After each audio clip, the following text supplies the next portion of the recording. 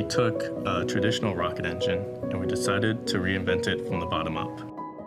We use bioinspired designs and geometries from nature to really give us the performance benefits we're looking for. At ARC, our mission is to democratize space by providing reliable and affordable propulsion solutions.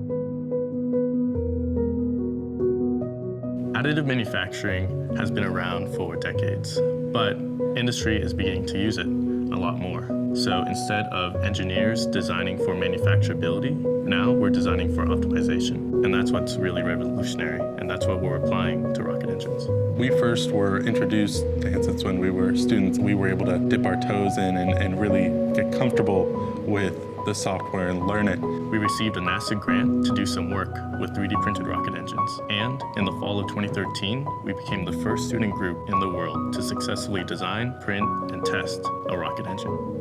We boiled down the engine to its core functionalities, which is basically moving fluid and heat around the engine. So by creating an engine and designing it for optimization, a lot of our designs have never been implemented into a rocket engine before.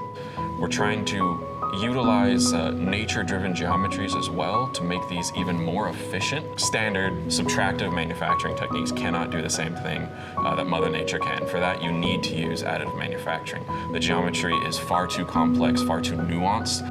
Simulation was important because we had this idea of optimizing fluid passages, but we needed to prove that our designs were optimized. The biggest challenge is getting fuel or liquid oxygen from a source, a single source, and spreading it out to multiple places within the engine.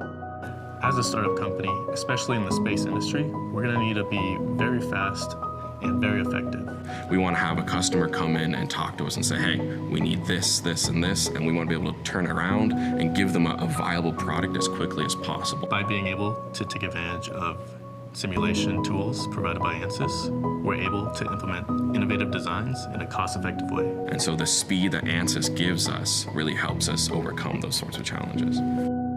Looking at the Ansys suite, it has the full package of benefits and tools that we were looking for. Ansys has the mechanical, so we can look at the structural components of the engine, but it also has the fluid side, and so we can look at the fluid parts. It also has those wrapped into the optimization tools, and you just don't see that all together in one package anywhere else. It's part of this iterative design and simulation process to really help us get these fully optimized geometries ready to go.